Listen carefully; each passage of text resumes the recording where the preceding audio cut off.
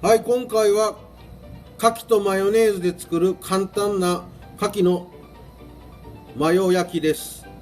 めちゃめちゃおつまみになって宅飲みなどの時に役に立つと思うので、ぜひ挑戦してみてください。はい、それでは作っていきたいと思います。今回用意する材料はね、牡蠣です。やっぱ寒い時期は牡蠣が美味しいんで挑戦してみてください。あとはマヨネーズを使います。今回作る牡蠣の照り焼きはめちゃめちゃ簡単で美味しいんで試してみる価値はあると思います。一応牡蠣の方はね、加熱用の牡蠣を用意してください。以前牡蠣フライの時にも紹介させていただいたんですけど、加熱する料理には、牡蠣は加熱用を使ってください。加熱用と生食用では加熱用の方が断然に美味しいと思います。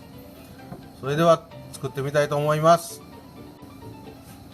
牡蠣は、クッキングシートなどに揚げて水分を取っておいてください。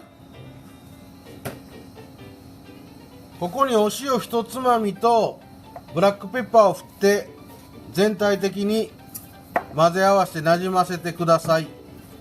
あとはもうこのまま焼いていくだけで簡単に美味しい牡蠣のマヨ焼きができちゃいますんで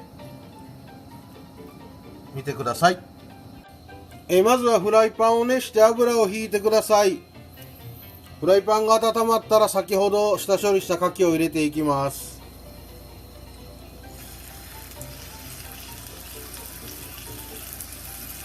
はい、入れました。このまま両面を、美味しそうな焼き色がつくまで焼いていってください。牡蠣はね、火が通ってくるとちょっとふっくりしてくるんで、その状態になるまで焼いていってください。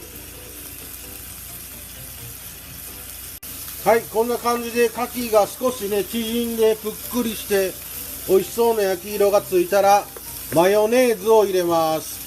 この時のマヨネーズの量はお好みで大丈夫なんですけど、まあ5個ぐらいだったら大さじ1ぐらい入れてください。